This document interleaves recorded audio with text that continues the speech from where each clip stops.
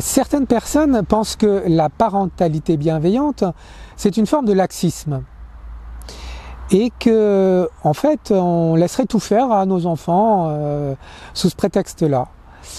Et je voudrais quand même faire un démenti par rapport à ça. Non, la parentalité bienveillante, ce n'est pas laisser tout faire aux enfants. Il y a des règles et on met en place des règles dans le cadre de cette parentalité bienveillante. La différence, c'est dans la manière de présenter ces règles aux enfants. Et c'est en essayant de ne pas imposer ces règles comme des choses venues d'on ne sait où et que comme si on avait une science infuse et que voilà, il fallait les respecter parce que c'était les règles. Non, dans la parentalité bienveillante, on va accorder à l'enfant une personnalité, c'est-à-dire qu'on va lui reconnaître le droit de éventuellement pas être d'accord, le droit d'exprimer son avis et le droit d'être une personne, parce que avant d'être une grande personne, l'enfant, même le tout petit enfant, est déjà une personne.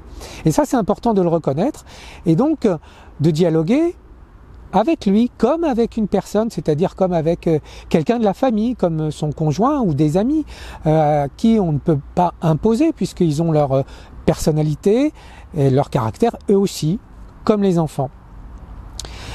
Et puis aussi, on peut facilement leur faire comprendre l'intérêt et l'importance de la règle quand ils jouent. Quand ils jouent, ils comprennent bien qu'il y a une règle. On ne peut pas jouer à un jeu s'il n'y a pas de règle. On a les cartes, mais qu'est-ce qu'on fait des cartes? On ne peut rien en faire s'il n'y a pas de règle. Dans la vie, expliquons-leur que c'est pareil. S'il n'y a pas de règle, comment est-ce qu'on peut faire? On ne peut pas s'entendre, surtout dans une société, dans une cellule familiale. S'il n'y a pas de règle, effectivement, tout le monde ne peut pas faire tout et n'importe quoi. Donc non.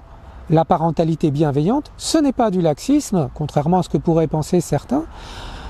Il y a des règles, il s'agit d'être ferme sur ces règles, mais bienveillant, c'est-à-dire respectueux de la personnalité et de l'identité de l'enfant. Merci de nous avoir suivis. N'hésitez pas à vous abonner à notre chaîne YouTube et de venir visiter notre blog apprendreparlejeu.com. À bientôt.